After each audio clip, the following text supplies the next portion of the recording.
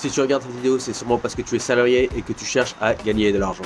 Du coup, dans cette vidéo, je vais te dresser un petit plan qui va te permettre de pouvoir atteindre le million.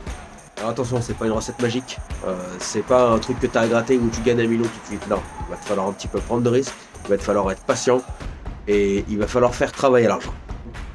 Première chose, le million, il se fera pas uniquement si tu restes salarié. Le salariat est une chose, mais il va te falloir utiliser des leviers. Donc dans le business, en fait, tu vas avoir deux types de leviers. Tu vas avoir le premier qui est le temps des autres, c'est le fait d'avoir des salariés, de les payer et de les facturer à tes clients. Et le deuxième levier, ça va être faire travailler l'argent des autres. Pour faire travailler l'argent des autres, il faut avoir un business. Pour monter un business, il faut avoir du temps. Si tu es salarié, oublie cette option, c'est pas la plus judicieuse. La deuxième option sera la plus intéressante. Il va falloir que tu fasses travailler l'argent des autres. Faire travailler l'argent des autres, tu as deux manières principalement de le faire. Tu as acheter de l'immobilier. 2, acheter des sociétés. Acheter des sociétés, c'est absolument pas quelque chose de passif. C'est quelque chose qui te demandera du temps, c'est un métier. Donc si tu es salarié, encore une fois, tu ne pourras pas le faire. La solution la plus judicieuse, ça va être d'acheter de l'immobilier. C'est une des manières les plus passives de faire monter ton patrimoine.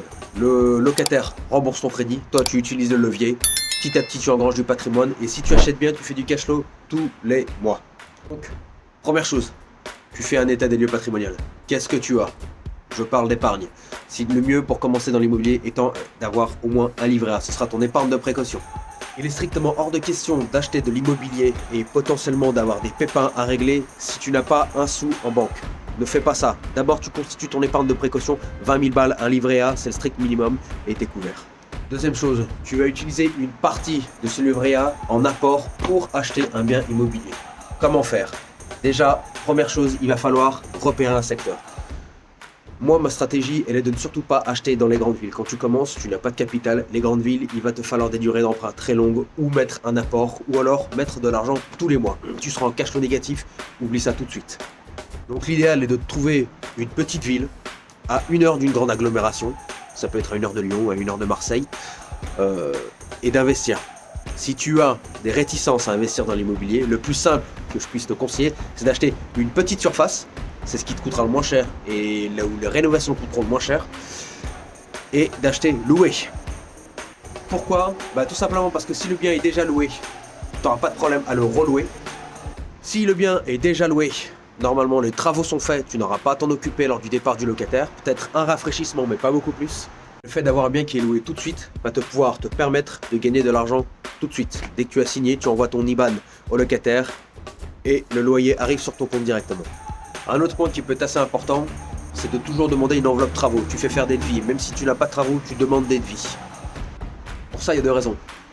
La première, tu vas pouvoir retirer ce capital travaux pour toi et provisionner plus tard si tu as un pépin au niveau du locataire, des impayés de loyer ou même si tu dois retaper, refaire une salle de bain ou une cuisine. Deuxième chose, tu vas pouvoir demander un différé sur le remboursement du capital. C'est super important. Qu'est-ce que c'est? Un différé de remboursement des capitales, ça veut dire que tu ne vas pas rembourser les capitales en mensualité. Ça veut dire que tu vas, pendant une durée déterminée, par exemple 2 ans, ne rembourser que des intérêts. Le gros intérêt pour toi, c'est que tu vas avoir plus de cash flow. Il faut te servir de ce cash flow pour le mettre de côté et réinvestir, acheter un autre bien. Une fois que ton premier bien est acheté, tu attends bien de rembourser l'apport que tu as mis dans ton projet pour de nouveau investir. Une fois que ton deuxième appartement est acheté, tu vas avoir 2 loyers qui vont rentrer.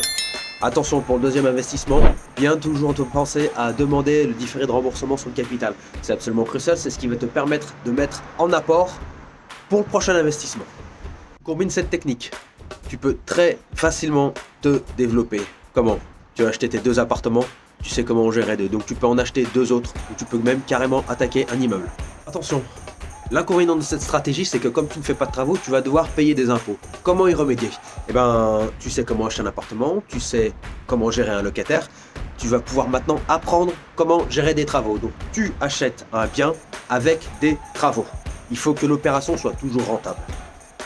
Le fait d'avoir acheté et de faire des travaux va te permettre de déduire les travaux sur tes fiscalités. Tu ne paieras pas les impôts sur tes loyers pendant une certaine durée. Ça, c'est important parce que ça va pouvoir te permettre d'amortir encore plus de capital et d'avoir encore plus d'apport pour tes prochaines opérations.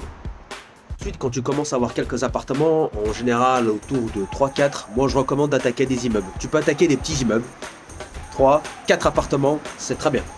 Pourquoi attaquer des immeubles? Parce que tu vas grossir plus vite d'un seul coup. À 4 appartements, quand tu achètes un immeuble de 4 appartements, tu vas passer à 8 appartements. Donc tu vas faire grossir ton capital, tu vas faire grossir ton cash flow et plus important, tu vas faire grossir tes connaissances.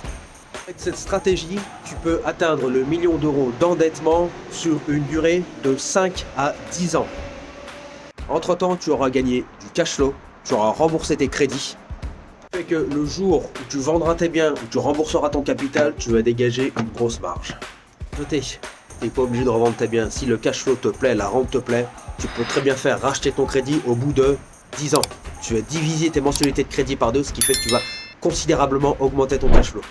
À partir de ce moment-là, tu as encore plusieurs possibilités. Soit tu restes dans ton boulot pour te servir de ton CDI et continuer à t'endetter. Soit tu quittes ton boulot complètement pour monter un business. Soit tu peux faire l'entre-deux. Tu te mets à temps partiel et tu consacres l'autre moitié de ton temps à créer une activité. Ce qui fera la différence sur tes résultats, ça va être ta faculté à passer à l'action. Si tu arrêtes de te poser des questions, que tu es pragmatique en ayant toujours un petit matelas de côté, tu pourras considérablement limiter les risques et aller très loin. Si cette vidéo t'a plu, tu n'hésites pas à mettre un petit commentaire. Pareil, si tu as des questions, n'hésite pas à les poser, moi ça me fait des sujets à traiter. N'hésite pas à te former, c'est absolument crucial. Et pour te quitter, je te laisse 2 vidéos ici et là. Je te dis à ciao.